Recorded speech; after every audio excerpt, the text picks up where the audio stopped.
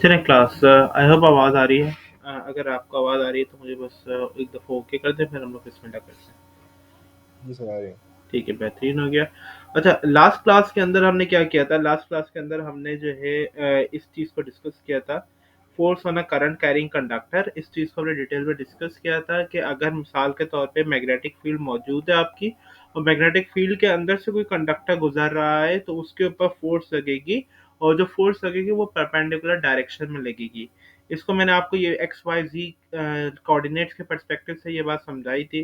साथ साथ हमने यहाँ पे इस चीज़ के हवाले से भी बात की थी कि किस तरीके से जो है यहाँ पे आपका फोर्स अप्लाई होती है और magnetic field as an elastic bands काम करना शुरू करते हैं। हमने इस बारे में भी बात की थी। फ्लेमिंग्स लेफ्ट हैंड रूल इस्तेमाल होता है आपकी इसकी डायरेक्शन निकालने के लिए, और साथ साथ हमने और भी चीज़ों के बारे में बात की थी कि अगर जो है मिसाल के तौर पे फोर्स डाउनवर्ड लग रही है तो मैग्नेट्स के ऊपर भी फोर्स लगती है, equal amount of force, Newton third law of reaction की वजह से। हमने फ्लेमिंग्स लेफ्ट हैंड रूल में बोला था ये मोटर रूल कहलाता है, और फ्लेमिंग राइट हैंड रूल के बारे में बोला था ये जनरेटर रूल कहलाता है। By the way generator rule की हम लोग बहुत डिटेल में बात करेंगे, लेकिन हमने ये बात कही थी कि थंब जो आपके तीन चीजें होती हैं, तीन फिंगर्स हैं, एक थंब, एक आपके इंडेक्स फिंगर जो फर्स्ट फिंगर भी कहलाती है, और आपकी सेकंड फिंगर जो आपकी मिड फिंगर भी कहलाती है। तो बेसिकली थंब के ऊपर जो फोर्स को रिप्रेजेंट करती है दोनों के अंदर, मैग्नेटिक फील्ड जो है आपकी इंडेक्स फिंगर को, और आपका जो है जो आपकी सेकंड फिंगर है जो मिड फिंगर है वो आपकी करंट को रिप्रेजेंट करती है। फिर हमने ये बात कही थी कि क्या चीज़ नोन होगी क्या चीज़ अननोन होगी, जिसमें हम लोग जो है फिर इस्तेमाल करेंगे फ्लेमिंग्स का रूल। और आपको मैंने टास्क दिया था कि दोनों जगहों पे जो है आपने फ्लेमिंग्स के रूल की डायग्राम को देखना है। तो हम जो है अब आगे बढ़ते हैं। जो हमने अभी अभी फ्लेमिंग से रूल्स की बात की है, तो अब बेसिकली जो है हम इस चीज़ को मुख्तलिफ केसेस को डिस्कस करना चाहते हैं कि मुख्तलिफ केसेस के अंदर जो है हमारे कंडक्टर किस किस तरीके से बिहेव कर सकते हैं, और क्या क्या केसेस मजीद बन सके। तो ऑल टुगेदर यहाँ पे चार ऐसे केसेस हैं जो बन सकते हैं। मिसाल के तौर पे एक ऐसा केस हो सकता है कि आपका एक तरफ जो है नॉर्थ हो, ठीक है, दूसरी तरफ आपका साउथ हो, ठीक है, और बीच में आपका जो है कंडक्टर रखा हुआ हो और उसकी जो डायरेक्शन हो वो क्या हो, वो आपकी इनटू द पेज हो। तो इस पर्टिकुलर केस के अंदर जब हम फ्लेमिंग्स का लेफ्ट हैंड रूल अप्लाई करेंगे, तो फ्लेमिंग्स का लेफ्ट हैंड रूल अप्लाई करने की वजह से जो आपके वायर के ऊपर फोर्स होगी वो डाउनवर्ड फोर्स होगी, और चूंकि वायर के ऊपर फोर्स डाउनवर्ड है तो Newton third law of reaction की वजह से आपके मैग्नेट के ऊपर जो दो फोर्सेस आएंगे वो अपवर्ड फोर्सेस आएंगे। एक केस आपके पास ये वाला बनता है। दूसरा जो आपके पास केस बन सकता है कि मिसाल के तौर पे इसको हम कॉपी करते हैं और यहाँ पे पेस्ट करते हैं। दूसरा केस जो हमारे पास बन सकता है वो क्या बन सकता है? दूसरा केस हमारे पास ये बन सकता है कि मिसाल के तौर पे हमारी जो है डायरेक्शन ऑफ करंट रिवर्स हो जाए। अगर डायरेक्शन ऑफ करंट रिवर्स हो जाएगी, यानी इस तरीके से हो जाएगी, तो फिर इसके ऊपर जो लगने वाली फोर्स है वो भी ऑपोजिट हो जाएगी। फिर ये जो डाउनवर्ड फोर्स लग रही थी अब ये क्या लगेगी, ये अपवर्ड लगेगी। और इसी की वजह से जब फोर्स अपवर्ड लगी तो मैग्नेट के ऊपर force equal and opposite reaction लगते हैं, तो इन दोनों के ऊपर जो फोर्स लगेगी वो डाउनवर्ड फोर्स लगेगी। बाय द वे ये फोर्स सारी इक्वल है। ये हमारे दो केसेस पर्टिकुलरली बन सकते हैं। इसका तीसरा केस जो हमारे पास बन सकता है वो ये बन सकता है कि हम जो है अपना फर्स्ट केस है, और फर्स्ट केस लेके इनकी मैग्नेट की जो डायरेक्शन है, मैग्नेटिक फील्ड की डायरेक्शन वो रिवर्स कर दें। जब हम ऐसा करेंगे, मैग्नेटिक फील्ड की डायरेक्शन रिवर्स करेंगे, यानी एक को नॉर्थ दूसरे को हम साउथ बना देंगे, तो फिर क्या होगा, ये नॉर्थ हो जाएगा आपका दूसरा वाला राइट की तरफ, और ये आपका साउथ हो जाएगा, ठीक है। तो अब जो हमारी जो फोर्स है वो जहाँ पहले ऊपर की नीचे की तरफ लग रही थी, अब यही फोर्स हमारे वायर के ऊपर की तरफ लगेगी, और यहाँ पे ये दोनों डाउनवर्ड्स आएगी, और तीनों फोर्सेस ऑफ कोर्स इक्वलेंट होगी। और कभी अगर ऐसा हो गया कि जो आपका बीच वाला केस है यानी ये वाला, अगर इसमें जो है आपने रिवर्स कर दिया तो इस पे रिवर्स करने का भी सेम ही इफेक्ट आएगा कि आपकी फोर्स की डायरेक्शन रिवर्स हो जाएगी। मिसाल के तौर पे एक को आपने नॉर्थ बनाया, दूसरे को साउथ बना दिया, ठीक है, तो ये आपका नॉर्थ हो जाएगा, ये आपका साउथ है, ठीक है। और अब जो फोर्स इसके ऊपर लगेगी, अब पहले इसके ऊपर फोर्स अपवर्ड लग रही थी, ठीक है, और अब जो फोर्स इसके ऊपर लगेगी वो डाउनवर्ड फोर्स लगेगी। तो पर्टिकुलरली ये चार केसेस ही बन सकते हैं आपके of a magnetic of a current carrying conductor in a magnetic field. In case अगर आपको जो है फ्लेमिंग का लेफ्ट हैंड रूल इस्तेमाल करने में प्रॉब्लम होती है तो आप इन चार केसेस को विजुअलाइज कर सकते हैं और विजुअलाइज करके फिर आराम से फोर्स की डायरेक्शन निकाल सकते हैं, ठीक है। और या फिर इनको आप याद कर लीजिए तो आपको कोई प्रॉब्लम नहीं होगी फिर। तो फ्लेमिंग्स का लेफ्ट हैंड रूल लगाने के बजाय फिर आप इनको इस्तेमाल कर सकते हैं। लेकिन बेहतर अंदाज तरीका यही होता है कि फ्लेमिंग का रूल लगाना सीख लिया जाए। इन केस अगर नहीं आ रहा है, कुछ लोगों को मुश्किल होती है बहुत ज्यादा, तो इस तरीके से इन चार केसेस को अपने माइंड के अंदर बिठा सकते हैं। अगली जो चीज है हम जो बात करेंगे, हम basically force on a current carrying conductor के फॉर्मूले की बात करेंगे। Force on a current carrying conductor, the force on a current carrying conductor की हम भी बात करेंगे और इसके हम फॉर्मूला की पर्टिकुलरली बात करेंगे। और हमारा पहला जो बात है, या पहला जो फैक्टर है वो ये है कि आपकी फोर्स जो है कंडक्टर के करंट के साथ डायरेक्टली प्रोपोर्शनल है,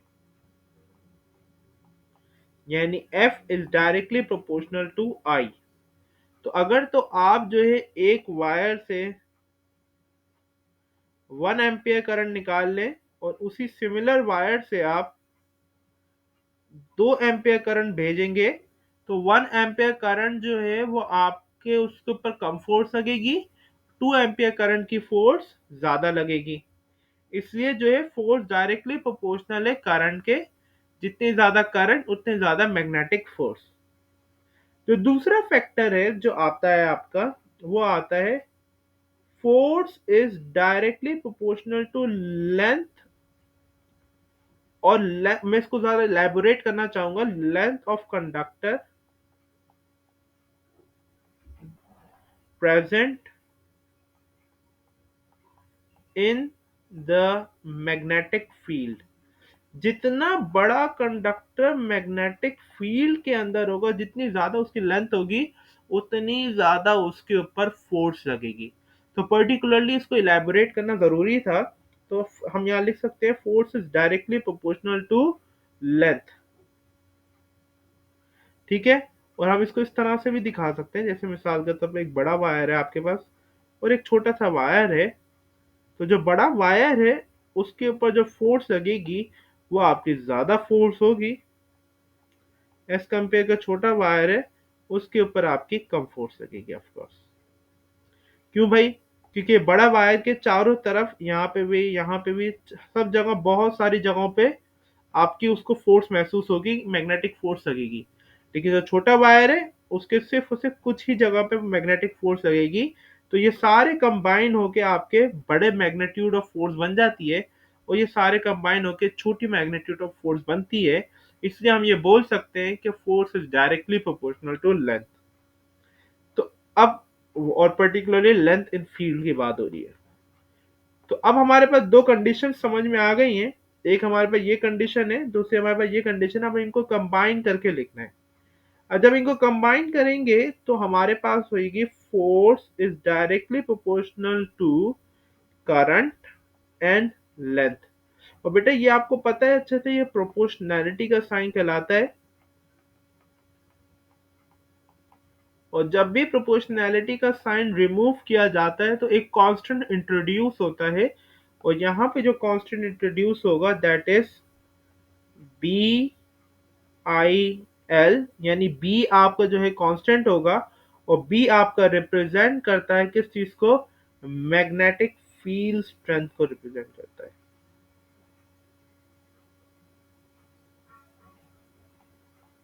मैग्नेटिक फील्ड स्ट्रेंथ।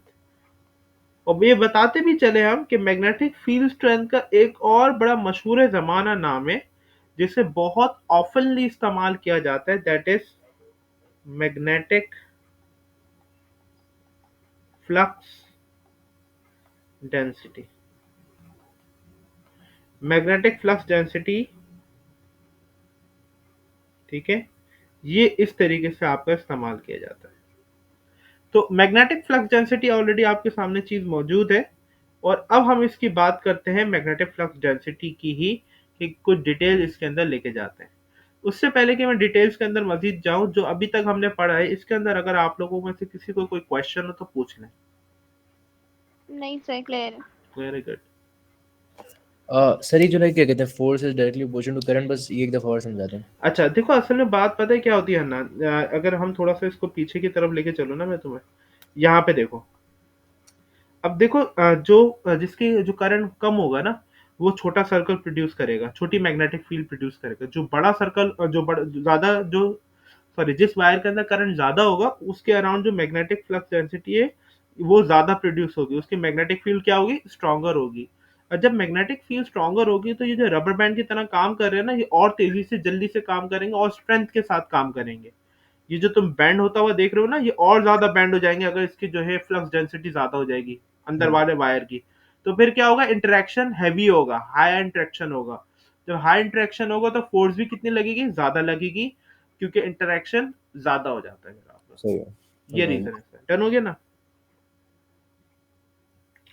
अच्छा जी, अब हम बात करते हैं मैग्नेटिक फ्लक्स डेंसिटी की।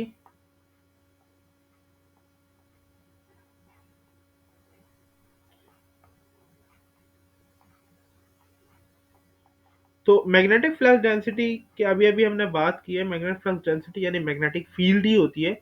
नॉर्मली हम जो है इलेक्ट्रिक फील्ड लेते हैं, हम जो है ग्रेविटेशनल फील्ड लेते हैं, तो लेकिन यहाँ पे हम मैग्नेटिक फ्लक्स डेंसिटी नॉर्मली इस्तेमाल करते हैं, मैग्नेटिक फील्ड ज़्यादा ऑफनली इस्तेमाल नहीं करते।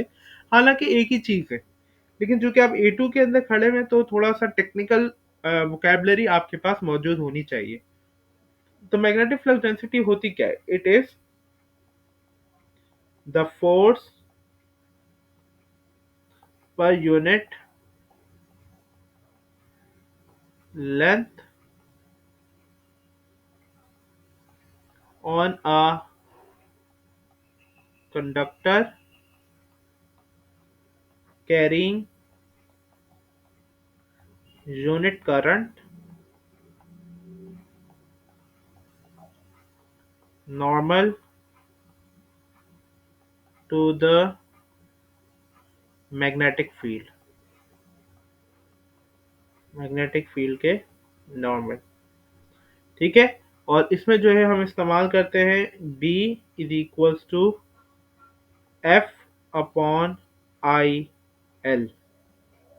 अगर आप गौर करें इस फॉर्मूले के ऊपर जो हमने यहाँ पे लिखा है, इस फॉर्मूले को बेसिकली हमने लिखने के लिए रीअरेंज कर दिया, यानी इसको सब्जेक्ट बनाया है और इन दोनों को उठा के हमने सिंपली डिनोमिनेटर में लेके चले गए। तो हमारे पास किसका फॉर्मूला आ गया, मैग्नेटिक फ्लक्स डेंसिटी का फॉर्मूला आ गया। तो डेफिनेशन के पर्सपेक्टिव से अगर मैं आपको समझाऊं थोड़ा सा कि वो क्या बोल रहा है, कि भाई वो फोर्स की बात कर रहा है on a unit length on a unit current in the magnetic field. यानी यहाँ पे हर जगह आप जब 1 1 रख देंगे तो आपकी जो मैग्नेटिक फील्ड है उसका आंसर भी क्या आएगा, 1 आएगा। तो ये इसका पर्पस है, ठीक है। तो जब करंट आपका 1 एम्पियर हो, मीटर आपके 1 हो, तो उसके ऊपर जितनी फोर्स लग रही होगी वही मैग्नेटिक फील्ड की वैल्यू बन जाएगी। ऐसा यूनिट ऑफ मैग्नेटिक फील्ड की बात करें,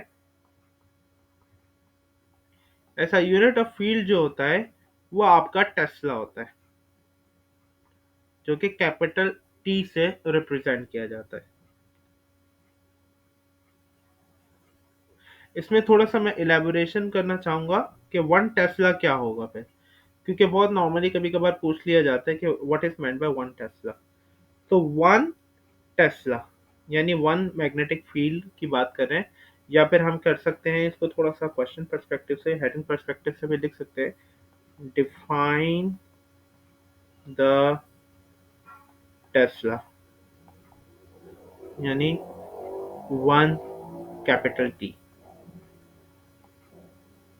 तो जिस तरह मैंने अभी अभी एक्सप्लेन किया कि हर जगह जब 1 1 लिख दोगे आप, तो फिर आंसर भी इसका क्या आ जाएगा, 1 आ जाएगा। अब इस चीज को हम वर्डिंग्स में किस तरह डिफाइन करते हैं, वर्डिंग्स में हम इसको इस तरह डिफाइन करते हैं, it is the magnetic flux density when a wire of 1 meter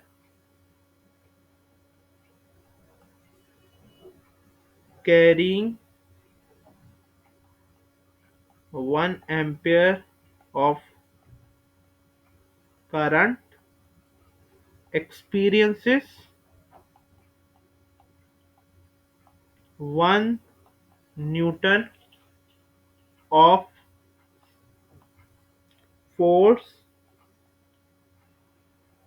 when placed normal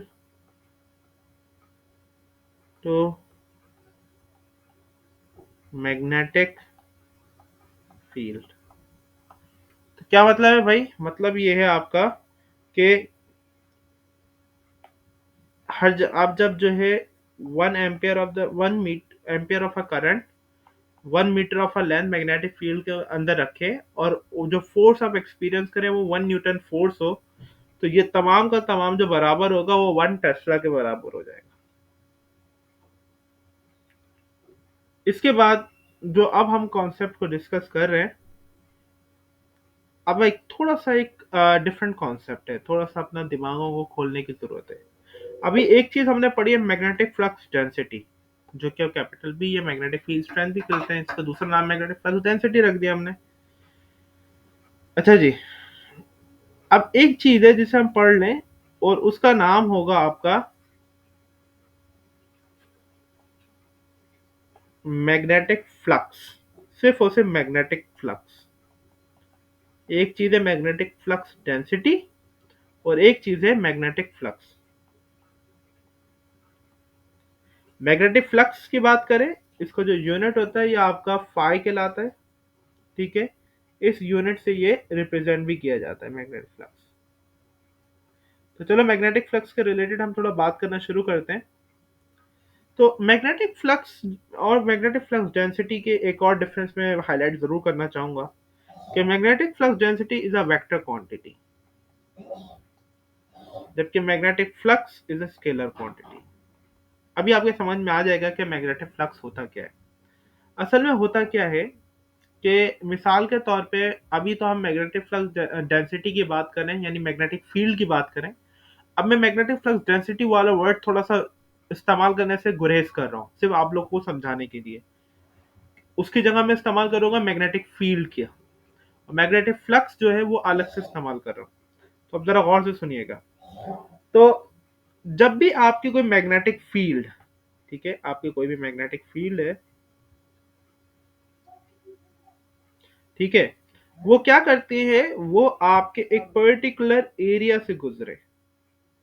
आपकी मैग्नेटिक फील्ड एक पर्टिकुलर एरिया से गुजरेगी। जैसे मिसाल के तौर पे इस तरह से गुजर सकती है,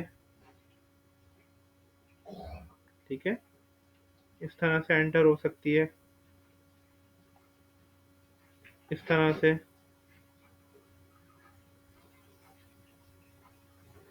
अब क्या हो रहा है, मैग्नेटिक फील्ड जो है इसके अंदर से गुजर रही है।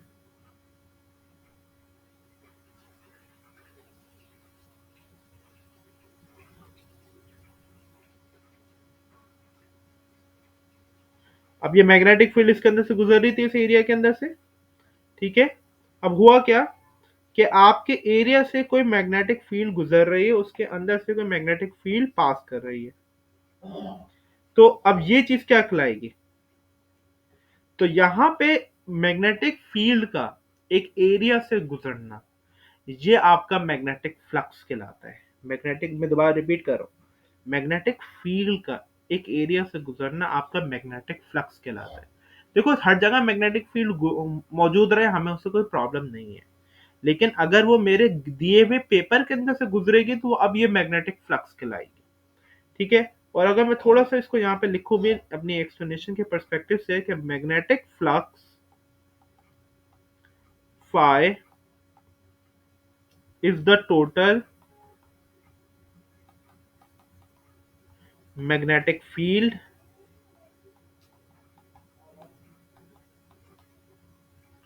क्रॉसिंग एन एरिया, यानी एक एरिया से कितनी मैग्नेटिक फील्ड गुजर रही है, यह आपका मैग्नेटिक फ्लक्स कहलाती है। और इस चीज को मैं मजीद थोड़ा और इलेबोरेट भी करूं आपके सामने, जैसे मिसाल के तौर पे हमने हमारी पिछली फिगर के अंदर हमने छोटा सा एक हिस्सा लिया था, और बेसिकली तो पूरा लिया था, लेकिन छोटे से हिस्से से भी मैग्नेटिक फील्ड गुजर रही थी हमारी, तो हम इसी हिस्से को दोबारा कंसीडर भी करते हैं। ठीक है, और लेट्स से हम इसको फिगर को एक मिनट कॉपी करते हैं जल्दी से।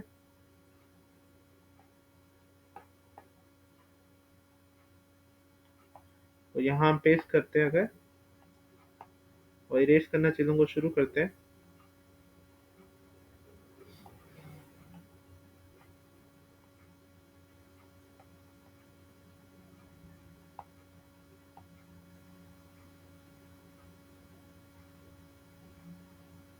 तो अब आप ये चीज ऑब्जर्व कर रहे हैं कि एक, अब मिसाल के तौर पे ये जो एरिया है ये आपका 1 मीटर स्क्वायर है।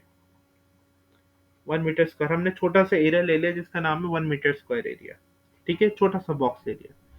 अब इस एरिया से जितनी भी मैग्नेटिक फील्ड गुजर रही है वो आपकी मैग्नेटिक फ्लक्स बन जाएगी, और फॉर अ यूनिट एरिया आपके मैग्नेटिक फ्लक्स डेंसिटी जो है उस यूनिट एरिया की, वो आपके मैग्नेटिक फील्ड के बराबर होती है। जैसे मिसाल के तौर पे इस चीज को हम ऐसे भी यहाँ पे लिख सकते हैं कि magnetic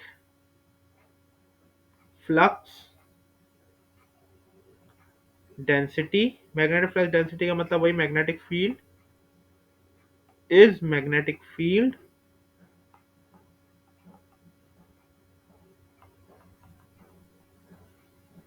in a unit area. और इसके फॉर्मूला के पर्सपेक्टिव से हम अगर लिखें तो आपको जो फाई होता है वो आपका बराबर होता है मैग्नेटिक फील्ड के या magnetic flux density multiply by area के। हम थोड़ा सा इसको और जूम करके इसको डिटेलिंग प्रोवाइड करते हैं। ये आपका एरिया है, या फिर इसको नॉर्मली एरिया नहीं बोलना चाहिए, इसको हम बोले सरफेस एरिया थ्रू विच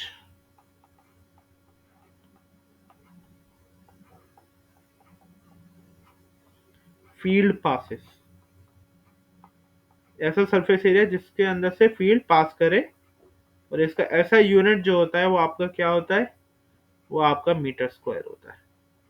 ठीक है, और ये क्या चीज है फिर आपका बी, ये आपका मैग्नेटिक फ्लक्स डेंसिटी है, मैग्नेटिक फ्लक्स डेंसिटी। ठीक है, और इसका जो ऐसा यूनिट होता है वो क्या होता है, इसका ऐसा यूनिट होता है टेस्ला, कैपिटल टी से, और फिर आपका ये मैग्नेटिक फ्लक्स है जो आपका फाई लिखा हुआ है, इसको बोलते हैं फाई, पी एच आई, ये आपका मैग्नेटिक फ्लक्स है। ठीक है, और इसका जो एसआई यूनिट है, अब आप इसका एसआई यूनिट फर्स्ट टाइम पढ़ लें, इसका एसआई यूनिट होता है WEBER, Weber's. Capital W small b से रिप्रेजेंट किया जाता है वेबर्स। ठीक है, तो ये इसका एक बेसिकली तरीकेकार होता है।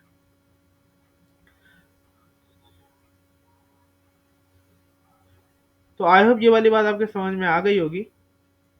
अगर इसमें कोई क्वेश्चन वगैरह आपके माइंड के अंदर मौजूद है तो प्लीज आप जरूर पूछें।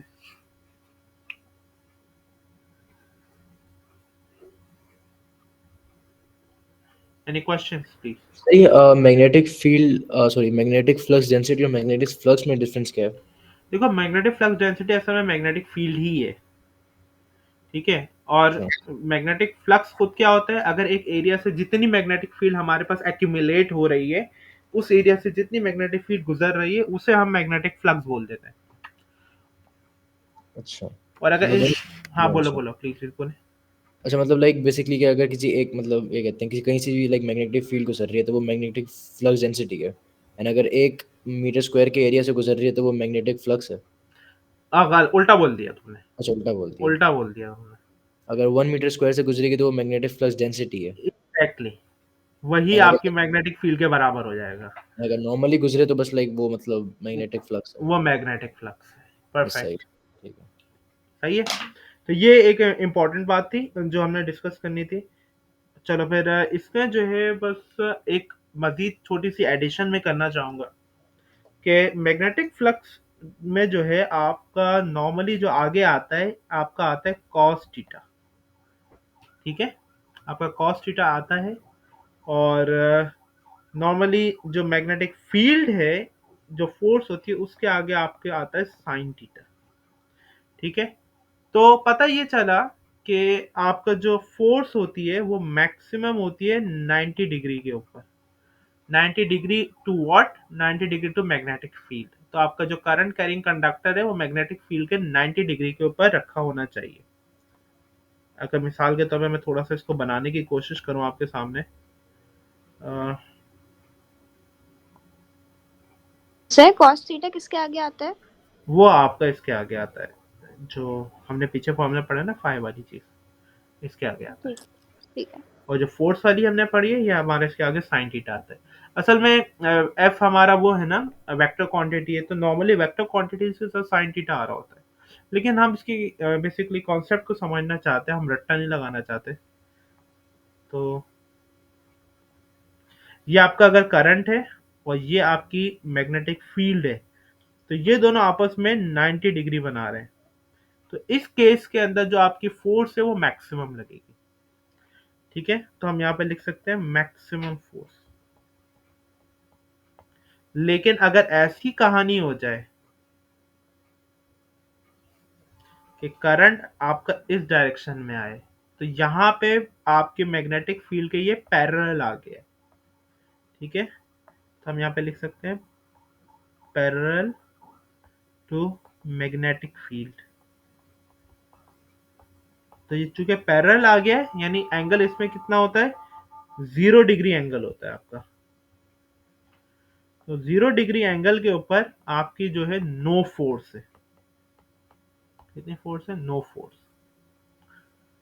यानी जीरो फोर्स। तो आपका करंट कैरिंग कंडक्टर जो होना चाहिए वो आपके मैक्सिमम आपका पुट होना चाहिए। तो इन दोनों के दरमियान अगर आपका कहीं भी वायर जो है वो इंक्लाइन डाला जाएगा इस तरीके से, आई करंट आई के तौर पे इंक्लाइंड अगर होगा, तो उसका जो एंगल है वो आपके मैग्नेटिक फील्ड से थीटा मेजर किया जाएगा, और उस थीटा को हम यहाँ पे इनपुट करेंगे इस फॉर्मूला के अंदर जो आप यहाँ पे देख रहे हैं। तो नॉर्मली कभी कभार ऐसा केस आ जाता है कि आपके करंट कैरिंग कंडक्टर को वो इंक्लाइंड प्लेस कर देता है मैग्नेटिक फील्ड के अंदर।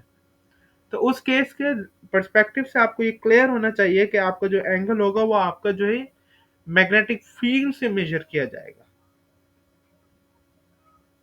एंगल हमेशा मैग्नेटिक फील्ड से प्लेस किया जाएगा। तो इस चीज का ख्याल करना जरूरी है। इसको मैं थोड़ा सा और क्लियरली आपके सामने मेंशन भी कर देता हूँ ताकि आपके बाद में यूजेज अच्छी रहे इसकी। वो ये है कि जब थीटा आपका 0 डिग्री होगा, तब आपका साइन जब 0 हम पुट करते हैं तो आंसर आपका 0 आता है। आप कैलकुलेटर से भी करके देख लीजिएगा, लेकिन डिग्रीज में रखिएगा कैलकुलेटर।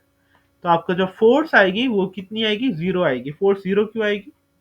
क्योंकि जब ये चीज आपकी पूरी 0 हो जाएगी तो anything multiplied by 0 will become 0। तो आपकी फोर्स भी ऑटोमेटिकली 0 आ जाएगी। लेकिन अगर तो थीटा आपका 90 डिग्री होगा, तो आपका जो साइन है वो साइन 90 डिग्री आपका होता है 1 के बराबर। इसलिए जो आपकी फोर्स यहाँ पे आएगी वो पूरी की पूरी फोर्स मैक्सिमम होगी। मैक्सिमम फोर्स आपके पास आएगी और वो बराबर होगी BIL, बिल के बराबर हो जाएगी। बिल क्या है? बिल आपका ये फॉर्मूला है। तो अगर कोई भी एंगल होगा आपने उसको जो है इस तरह से मेजर करके लिख लेना है अपने पास विदाउट एनी प्रॉब्लम। तो ये नॉर्मली इस तरीके से हम लोग अपनी वर्किंग करते हैं। इन इस चीज के अंदर अगर किसी के जहन में कोई क्वेश्चन रह गया तो वो जरूर पूछे प्लीज। ये समझ आ गया पूरा। नहीं सर, क्लियर है। वेरी गुड है। चलो जी, अभी फिलहाल मैं यहाँ पे स्टॉप करता हूँ, फिर इंशाल्लाह फिर बाद में इसको कंटिन्यू करेंगे। इंशाल्लाह हाईली प्रोबेबल के नेक्स्ट क्लास के अंदर हमारा ये वाला मैग्नेटिक फील्ड वाला जो चैप्टर है, फर्स्ट चैप्टर खत्म हो जाएगा इंशाल्लाह। ठीक है, तो फिर नेक्स्ट क्लास में इंशाल्लाह शुरू करते हैं। ओके ओके, अपना अपना ख्याल रखो। अल्लाह हाफिज़। अल्लाह हाफिज़।